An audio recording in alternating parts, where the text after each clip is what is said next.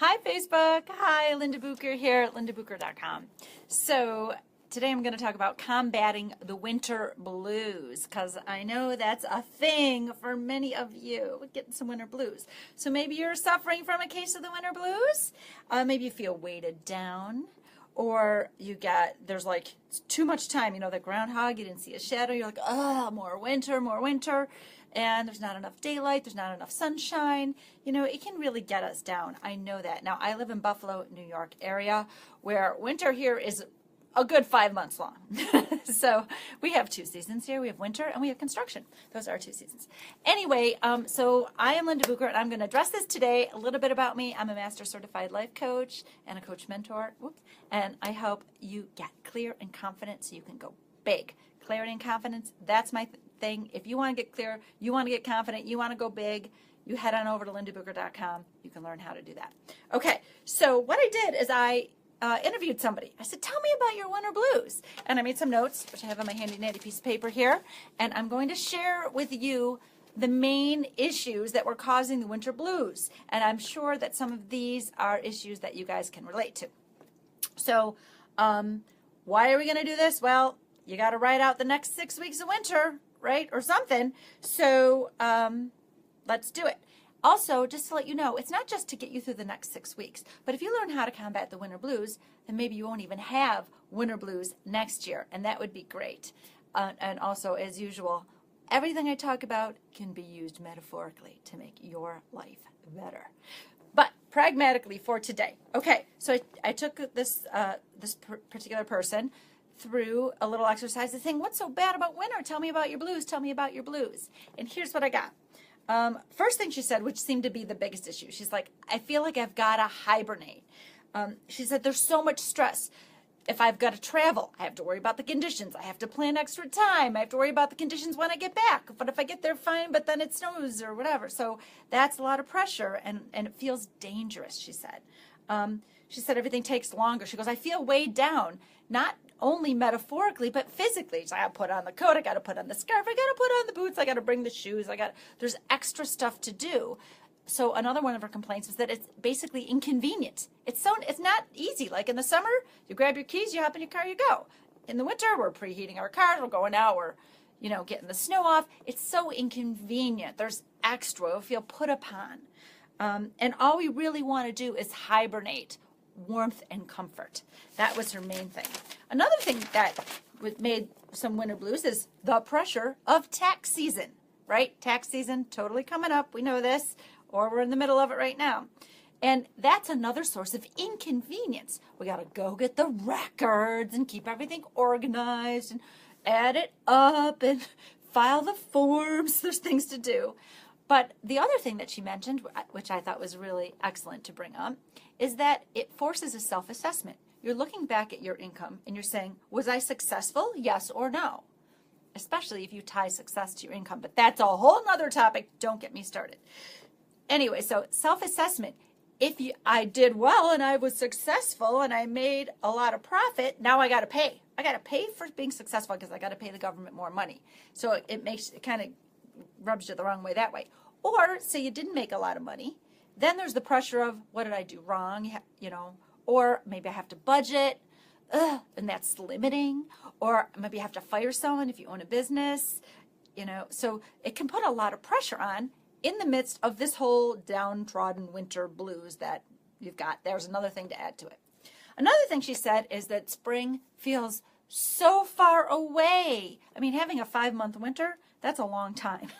And so the waiting, for impatient people who really want to get started, waiting is killing us, okay?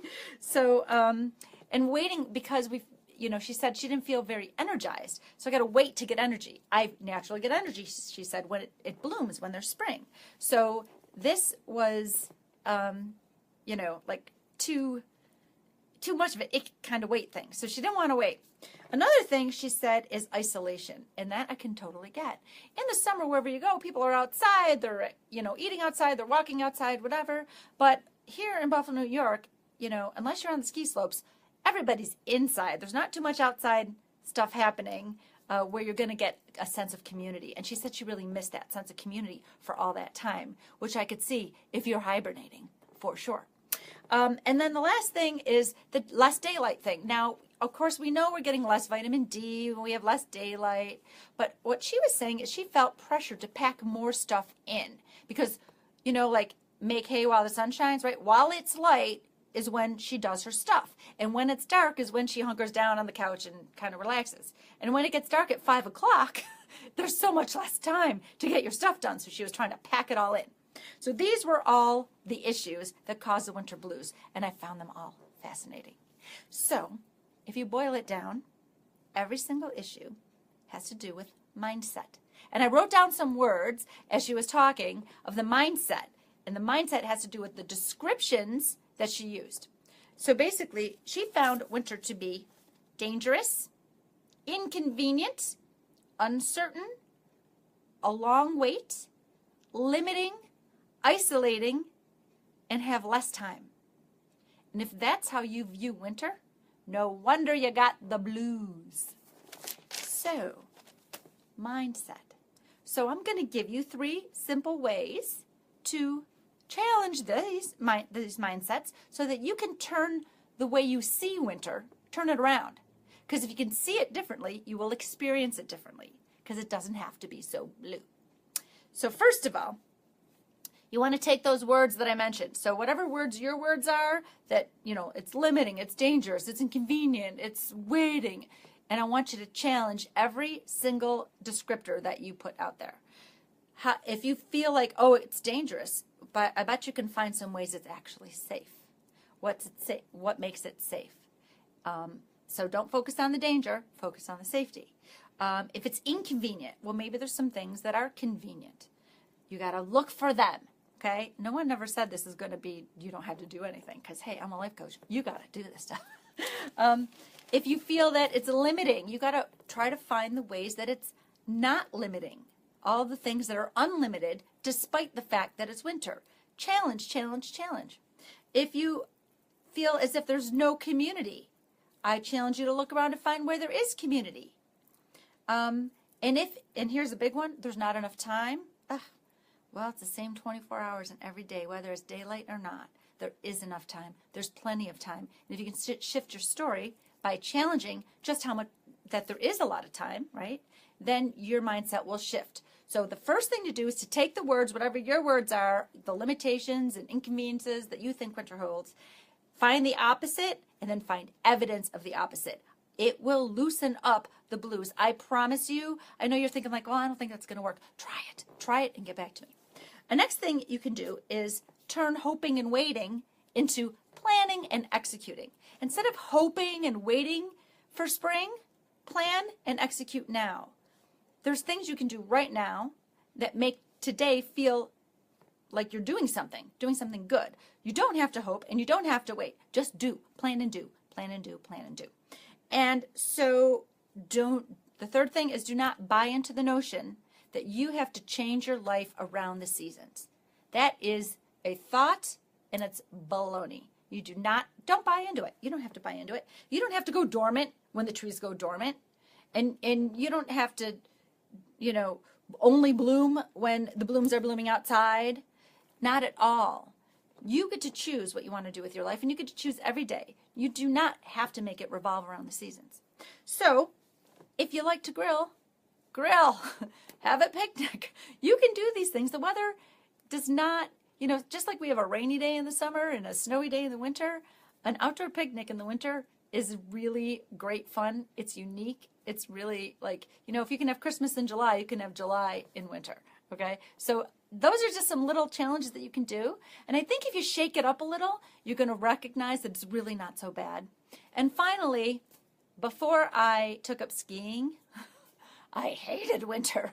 But I am skiing, and I ski tomorrow, which is going to be super cool. And it has its own sense of community, and it's connecting with nature, and it's something physical. And those are things that I enjoy about summer. And so I get to enjoy them about winter when I ski. So I would challenge you to maybe take up a winter activity, maybe snowshoeing. It doesn't have to be as aggressive as skiing. Something that gets you the same thing you get out of summer, like nature, like physical activity, like fun and community. So you just got to use your noggin, get a little creative, and figure out how. I promise if you do these things, it will totally shift how you feel about winter, and then the winter blues will begin to let go of you. Okay, so that's what I got for you guys today. I've got all sorts of stuff. I've got videos all over. Go onto my website. There's a lot of free resources for you. That's lindabooker.com. This is my Your Life But Better series. I am here every Thursday live, and I hope to see you guys next Thursday. Have a great day.